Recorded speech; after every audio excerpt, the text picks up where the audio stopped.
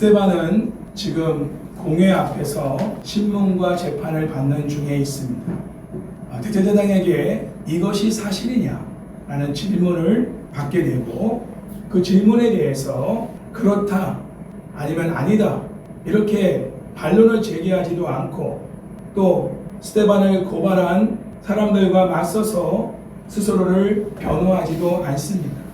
고소인들의 거짓 주장을 반박하고 자신의 무죄를 입증해야 할 그 상황 속에서 또 그 자리에서 스데반은 자기를 변호하는 법률적인 어떤 반박 대신에 이스라엘의 역사를 돌아보면서 하나님과 이스라엘 백성들의 순종과 불순종의 의미를 신학적으로 길게 증거하고 있습니다.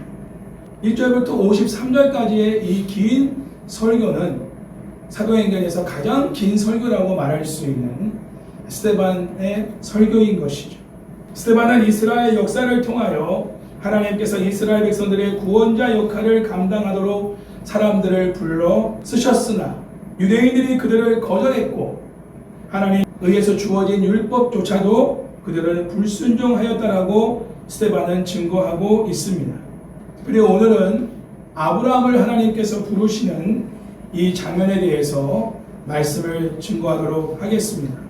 스데반은 사내들인에서 진행된 소송의 의장인 대제사장의 질문에 대해서 이것이 사실이냐? 라는 그 질문에 대해서 예의를 갖춰서 설명을 하기 시작합니다. 특별히 스데반이 고소를 당하여 공회에 서게 된 것은 성전의 문제와 율법에 관한 문제를 가지고 거짓 증언들이 예수님께서 성전을 파괴시키실 것이다. 그리고 율법을 바꾸실 것이다. 이런 내용들을 가지고 스데반이 증거하였다는 거짓 증언을 하였기 때문에 굉장히 민감한 이 성전 문제와 율법의 문제를 가지고 거짓 고소를 했기 때문에 스데반이 사내들이 공회에 서게 된 것입니다. 그러므로 이 긴 설교의 내용은 성전에 관한 문제와 율법에 관한 문제와 연관이 있는 설교라는 것을 우리가 알아야 됩니다. 특별히 성경과 율법에 관한 부분에서 스데반은 본질적인 의미가 무엇인가? 그들은 성전에만 하나님이 거하신다라고 믿었습니다. 유대인들은 지금도 그렇게 믿는 사람들이 많아요. 교회당 안에만 하나님이 거하고 계신 것처럼 그렇게 알고 있는 분들이 아직도 계셔요. 하나님은 그 어디나 함께 계시죠. 물론 예배하는 이곳에도 하나님이 거하십니다. 오늘 찬양도 했지만 우리가 가는 발걸음마다 예수의 흔적이 하나님이 우리와 함께 하시는 흔적들이 있다는 것이죠. 그러나 유대인들은 성전에만 하나님이 계신다라고 그렇게 알고 있었어요. 성전을 예수님이 파괴시킬 것이다. 이렇게 가르쳤다고 스데반이 증거하고 있으니까 유대인들이 지금 분노가 난 거예요. 그리고 굉장히 민감한 어떤 신앙적인 영적인 문제를 지금 터치한 부분이기 때문에 많은 사람들이 스데반을 향해서 지금 이를 갈고 있는 그런 상황인 것입니다. 그래서 성경과 율법의 궁극적인 의미가 뭔가, 또 하나님의 언약 백성이라는 그 정체성이 뭔가, 이 부분을 지금 강조하면서 설교를 하고 있는 것입니다. 스데반은 단도직입적으로 하나님이 어떻게 아브라함을 부르셨는지를 전하면서 자신이 하고자 하는 설교를 시작하고 있습니다. 특별히 스데반은 하나님을 영광의 하나님이라고 표현하고 있습니다. 왜 이런 표현을 사용했을까? 영광의 하나님. 다시 말하면 하나님은 처음부터 사람의 손으로 만든 성전 안에 거하지 않으시는 그런 초월적인 하나님이시다. 그러니까 하나님은 온 우주 만물에 거하고 계신 영광의 하나님이시다. 할렐루야. 성전에만 머무시는 그런 하나님이 아니라 온 우주 만물에 거하고 계시고 어디 가나 하나님의 영광을 볼 수 있는, 하늘을 봐도 하나님의 영광을 볼 수 있고 바다를 봐도 하나님의 영광을 볼 수 있고 우리들의 서로의 모습에서도 하나님의 영광을 볼 수 있고 하나님의 영광이 미치지 않는 곳이 없는 하나님을 영광의 하나님으로 지금 스데반이 묘사하고 있는 것은 하나님은 성전 안에만 계신 분이 아니라 온 우주 만물의 영광 가운데 거하고 계신, 그분을 드러내고 계신, 그분의 이미지를 드러내고 계신 그런 하나님이시다. 영광이라는 말은 독사라고 하는데 이미지, 하나님의 이미지를 드러내는 것을 말해요. 하나님 존재를 드러내는 것을 영광이라고 말합니다. 그러니까 영광의 하나님, 하나님 자신을 스스로 드러내시는 하나님, 이런 표현을 스데반이 쓰고 있다는 거예요. 스데반은 하나님이 어떻게 메소포타미아에 있던 아브라함에게 나타나셨는가를 상세하게 기록하고 있습니다. 메소포타미아는 강들 사이와 땅에 적용되는 이름으로 현재 이라크에 있는 티그리스 강과 유브라데 강 사이의 북쪽 지역이었습니다. 그러나 헬라적으로 볼 때는 이 메소포타미아는 남쪽에 있는 바벨론을 포함하는 보다 큰 지역에 적용되고 있었고, 아브라함이 살고 있었던 갈대아 우르 그 지역까지도 포함하고 있었습니다. 메소포타미아라는 이 지역이 갈대아 우르도 포함하고 있는 그런 지역을 의미한다, 이런 표현입니다. 또한 하란은 메소포타미아의 북서쪽에 위치했으며 팔레스타인을 향하는 비옥한 초승달 지대 길목에 있었습니다. 아브라함은 갈대아 사람들의 땅에 살고 있는 많은 사람들 중에 한 사람이었습니다. 그런데 하나님이 그 메소포타미아 갈대아 우르에 살고 있는 아브라함에게 찾아오신 거예요. 그리고 아브라함을 부르신 거예요. 그 영광의 하나님을 드러내신 거죠. 스데반은 하나님이 아브라함을 선택하신 것으로 설교를 시작합니다. 아브라함이 유대인에게는 어떤 존재예요? 조상이에요, 조상. 믿음의 조상. 그러니까 너희들의 조상인 아브라함이 메소포타미아에 있는 갈대아 우르라는 곳에 살았던 사람이다. 그 하나님이 그곳에 아브라함을 찾아오시고 아브라함을 불러주셨다. 자, 이 말을 하나님의 그런 대리인으로서 스데반이 지금 하고 있는 이유는 뭐냐면, 하나님은 메소포타미아 지역에서도 영광을 드러내셨다는 거예요. 그 갈대아 우르 땅에도 하나님이 자신을 드러내셨다는 거죠. 그리고 아브라함에게 자신을 드러내어 아브라함을 불러주셨다. 이 말을 하고 있는 이유는 뭐냐? 무엇을 말하려고 하느냐? 하나님은 성전에만 머물러 계신 하나님이 아니시다.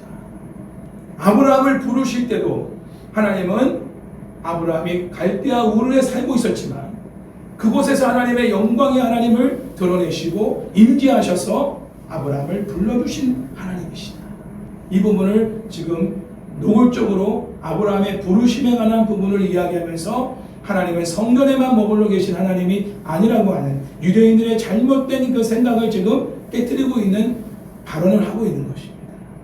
역사적인 사실을 근거로 하여 모든 유대인이 다 알고 있는 사실이죠. 새로운 사실이 아니에요. 이미 다 알고 있는 사실을 통해서 그들이 지금 잘못 알고 있고 잘못 믿고 있는 부분들을 하나하나 깨우치고 있는 그런 메시지인 것입니다. 아브라함의 거처가 갈대아 사람들의 땅에 있었다는 것이 중요합니다. 스데반은 하나님의 임재에 대한 이스라엘의 경험은 성전에서 시작된 것도 아니었고 가나안 땅에서 시작된 것도 아님을 아브라함을 통해서 증거하고 있는 거죠. 하나님은 이스라엘 민족이 존재하기 전에 이방 나라들에 살고 있던 아브라함을 찾아오셔서 만나주시고 불러주셨다는 거예요.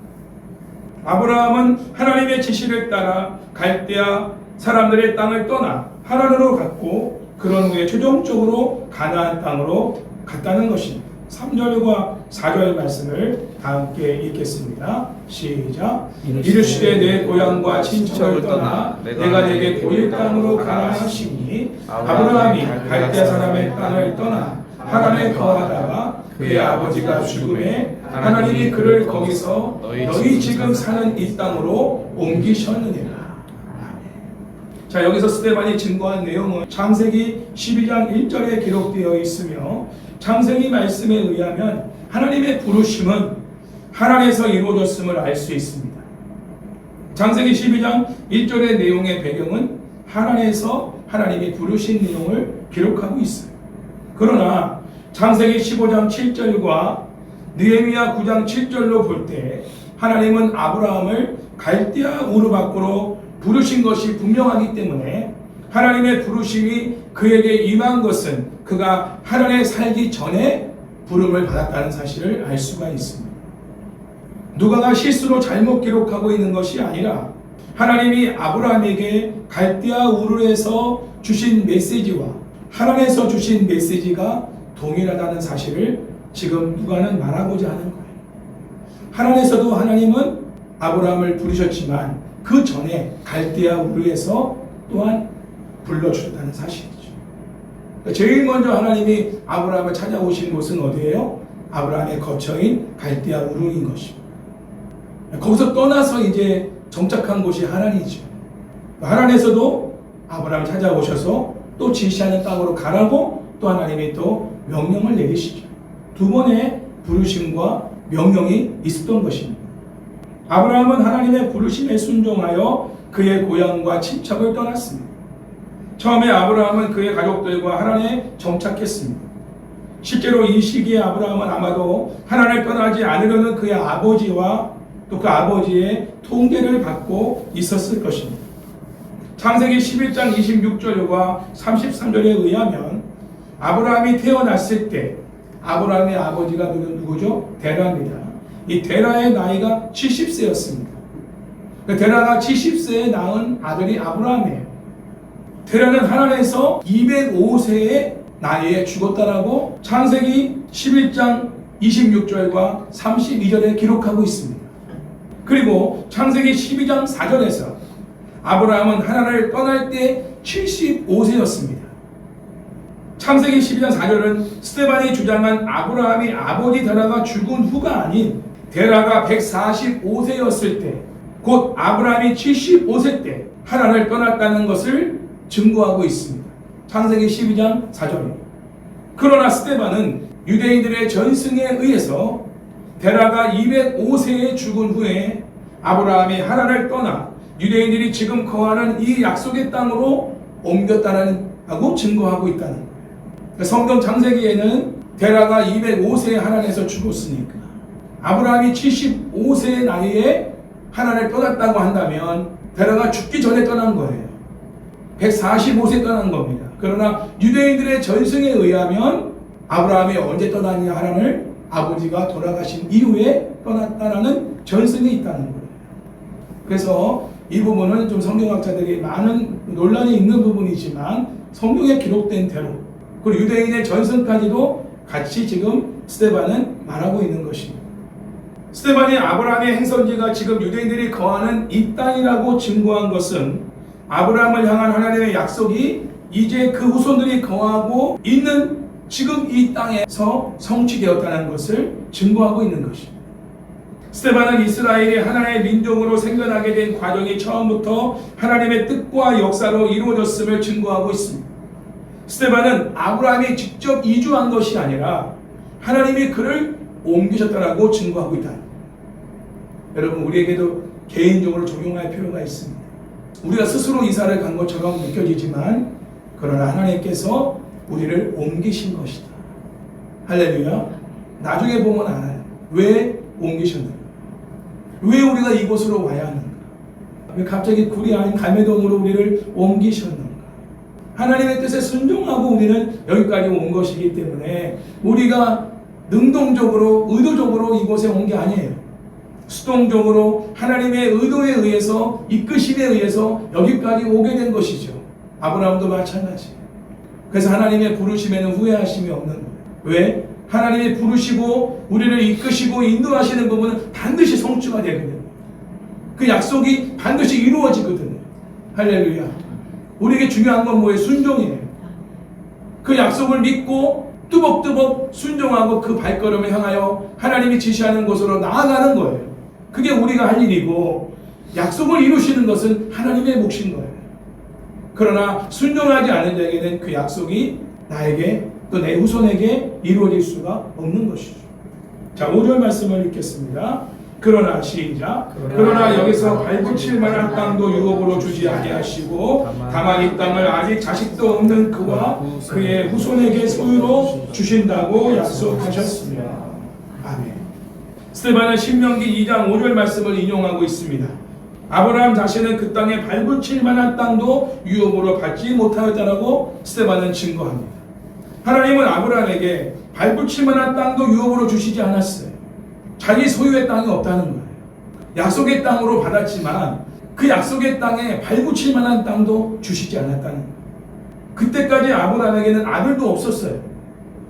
아브라함에게 있는 건 뭐예요? 약속의 말씀밖에 없어요. 약속의 땅을 주시겠다고 하셨어요. 또 후손에게도 주시겠다고 했어요.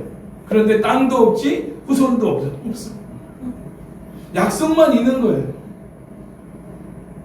약속의 성취를 목격하거나 누리지 못하였음에도 불구하고 아브라함은 눈에 보이는 것에 의존하는 조건적인 믿음이 아니라 오직 하나님과 하나님의 약속에 대해 전적으로 신뢰하였다는 것입니다. 하나님은 그 믿음을 의로 여기십니다. 히브리서에서도 그 부분을 말하고 있죠. 밟을지 땅도 없었고 그 약속의 땅을 유산으로 물려줄 후손도 없는 상황 속에서 아브라함의 믿음은 약해지지 않았다. 반드시 그 약속을 이루실 것이다. 그 믿음을 갖고 있었다. 로마서 4장 16절과 22절을 보면 바울은 이 부분에 대해서 이렇게 말합니다. 아브라함이 성취가 불가능해 보이는 상황에도 불구하고 하나님의 약속에 대한 분명한 믿음을 가졌다. 바울도 이 부분을 증거하고 있습니다. 자, 다 함께 6절과 7절 말씀을 보겠습니다. 시작. 하나님이 또 이같이 말씀하시되 그 후손이 다른 땅에서 나그네가 되리니 그 땅 사람들이 종으로 삼아 400년 동안을 괴롭게 하시고 또 이르시되 종 삼는 나라를 내가 심판하리니 그 후에 그들이 나와서 이곳에서 나를 섬기리라 하시고. 아브라함에게 주어진 땅에 관한 약속의 성취는 그의 자손들이 애굽 땅에서 400년 동안 종살이하며 고생한 뒤에야 이루어질 것이라고 또한 아브라함에게 약속하셨습니다. 하나님은 창세기 12장 7절, 13장 15절, 15장 18절, 17장 8절에서 아브라함과 그의 후손에게 소유를 주시겠다고 거듭거듭 약속하십니다. 하나님의 약속은 아브라함의 후손이 다른 땅에서 나그네가 되어 그 땅 사람들의 종으로서 400년 동안을 종살이하다가 그 자손들을 종살이했던 그 나라와 사람들을 하나님이 심판하신 후에 약속의 땅인 가나안 땅에 들어가서 하나님을 섬기게 하시겠다라고 아브라함에게 구체적으로 먼 훗날에 일어날 것까지도 약속을 하셨다. 하나님은 아브라함에게 먼 훗날에 일어날 일들을 미리 말씀해 주셨고 역사 속에서 그대로 이루어 주셨습니다. 하나님이 아브라함에게 주신 약속의 성취는 스데반과 유대인들이 예루살렘에 살고 있고 그곳에서 하나님을 예배할 수 있다는 사실에 대해서 입증되었다는 거죠. 왜? 아브라함의 후손들인 유대인들이 지금 예루살렘에서 하나님을 예배하고 있는 상황이니까. 그 약속의 땅을 차지하고 거기에 거하고 있는 상황이니까. 하나님의 약속이 응답된 것을 본인들이 지금 직접 누리고 있다는 거죠. 그걸 지금 말하고 있는 거예요. 이미 하나님이 아브라함에게 주신 약속이지만 그 약속이 대를 넘어 몇 대를 넘어서 지금 우리가 그 약속을 누리고 있다. 그 성취를 누리고 있다는 것을 지금 증거하고 있는 것입니다. 8절 말씀을 읽습니다. 시작. 할례의 언약을 아브라함에게 주셨더니 그가 이삭을 낳아 여드레 만에 할례를 행하고 이삭이 야곱을 야곱이 우리 12조상을 낳으리라. 스데반은 하나님이 아브라함과 맺은 언약의 보증으로서 아브라함에게 할례의 언약을 주셨다고 증거합니다. 할례는 아브라함과 그의 후손이 하나님의 구별된 백성임을 외적으로 나타내는 언약의 증표였습니다. 할례의 언약은 하나님이 아브라함과 그의 후손들의 하나님이 되셔서 그들을 하나님의 특별한 돌보심의 대상이 되게 하실 것이라는 증거입니다. 아브라함이 자신과 자기 자손에게 육체의 증표인 할례를 행한 것은 하나님께 대한 순종의 믿음과 헌신의 표현이었습니다. 성경에 보면 하나님께서 하라는 게 있고 하지 말라는 게 있어요. 우리가 그것을 따라서 하나님이 하라는 것은 하고 하지 말라는 것은 안 하는 것은 언약의 백성으로서 어떤 의미가 있냐면 하나님을 향한 순종의 믿음과 헌신을 표현하고 있는 것입니다. 왜 우리가 하나님의 말씀대로 살아가느냐? 하나님의 백성이기 때문에. 아브라함이 할례를 행한 것도 마찬가지입니다. 할례를 행한 것은 우리가 하나님의 특별한 돌보심을 받고 있는 하나님의 백성이라는 것을 자기 스스로가 그거를 알 수 있도록 하신 증표가 되는 거예요. 해도 그만 안 해도 그만이 아닌 거예요. 순종해야 되는 부분이죠. 하나님이 아브라함에게 주신 약속을 실제로 성취하기 시작하셨음을 확증하는 사건, 그게 바로 아브라함이 이삭을 낳아서 언약의 증표인 할례를 이삭에게 행하였고 이삭은 야곱을 야곱은 12조상을 낳은 것을 통해 하나님의 약속이 성취되었음을 스데반은 증거하고 있습니다. 하나님의 약속이 성취되어지는 그 과정 속에서 뭐가 있냐? 아브라함의 순종과 헌신이 있습니다. 하나님은 지금도 우리에게 말씀하시고 약속을 주시는 분입니다. 그 약속이 성취되어 이루어지는 과정 속에 우리는 하나님 앞에 어떤 표현을 해야 되느냐? 하나님이 우리에게 말씀하신 그 부분에 대한 순종의 믿음과 헌신의 믿음이 따라가야 한다. 그게 우리의 몫인 거예요. 아브라함이 자기가 한 건 뭐예요? 그 약속의 말씀을 믿은 거죠. 그 믿기만 한 게 아니죠. 그 믿음은 무엇을 동반했습니까? 순종을 동반합니다. 그리고 헌신을 동반합니다. 그래서 아브라함이 이삭을 모리아산에서 바칠 수 있었던 것도 헌신에 관한 믿음의 표현인 거예요. 또 순종에 관한 믿음의 표현. 몇 번의 시험이 있었죠. 아브라함에게도 약속은 이미 받았지만 그 약속이 이루어지는 과정 속에서 하나님이 아브라함에게 시험하셨어요. 믿음을 테스트하신 거예요. 그렇죠? 저와 여러분도 마찬가지입니다. 하나님이 약속을 주시지만 그 약속의 말씀이 성취하시는 과정 속에서 하나님은 반드시 우리의 믿음을 체크하십니다. 그리고 순종하기 어려운 어떤 부분을 요구하세요. 하나님이냐 이거냐, 하나님이냐 돈이냐, 하나님이냐 자식이냐, 하나님이냐 너의 꿈과 미래와 야망이냐, 뭐 이런 부분에서 굉장한 갈등의 구조 속에서 하나님의 뜻을 선택하도록 하나님께서 우리에게 시험하시는 부분이 있어요. 테스트. 그 테스트를 통과하는 과정 속에 하나님의 그 약속이 성취되어지는 것을 보죠. 그것은 아브라함 당대에서 끝나는 게 아니라 아브라함의 후손들에 이르기까지 그 약속이 성취되는 것을 경험하게 된 것이죠. 아브라함은 이제 더 이상 갈대아 나라에 속한 사람이 아닙니다. 아브라함은 하나님의 부르심을 통해 새로운 민족, 곧 이스라엘 민족의 조상이 되었습니다. 저와 여러분에게도 그러한 은혜가 있기를 원합니다. 특별히 1세대의 신앙을 가진 사람들은 아브라함과 같은 부르심을 받은 사람들이에요. 아무도 양가 집안에 하나님을 믿지 않는 그런 집안에서 나 혼자 하나님의 부르심만. 아브라함도 그런 상황 아닙니까? 우상을 만드는 집안이잖아요. 하나님의 특별한 부르심을 받았어요. 그래서 이스라엘 민족의 조상이 된 거예요. 저와 여러분이 그 믿음의 가정의 조상이 되는 역사가 있게 하시는 것이 하나님의 뜻일 수가 있다는 것이죠. 1세대 부모들은 많은 핍박과 어려움들이 있지만 그리고 많은 시험이 있어요. 왜냐하면 약속이 있기 때문에 그래요. 약속이. 그 약속이 나의 당대에 끝나는 게 아니라 자자손손에게 이루어지는 약속이기 때문에 하나님은 1세대의 믿음에는 그 순종의 믿음과 헌신의 믿음을 굉장히 많이 요구하시는 거예요. 그리고 그 믿음을 통과했을 때, 그 시험을 통과했을 때 하나님은 그 약속이 내 당대뿐만 아니라 내 후손들에게 가서 그 약속이 이루어지는 것을 보게 하시는 거죠. 물론 보지 못하고 죽을 수도 있어요. 그러나 분명한 것은 그 약속이 성취되게 하신다는 거죠. 아브라함이 이스라엘 민족의 조상이 된 것은 자신을 갈대아 우르에서 부르신 하나님께서 친히 약속하신 말씀을 믿고 그에 따라 행동했기 때문입니다.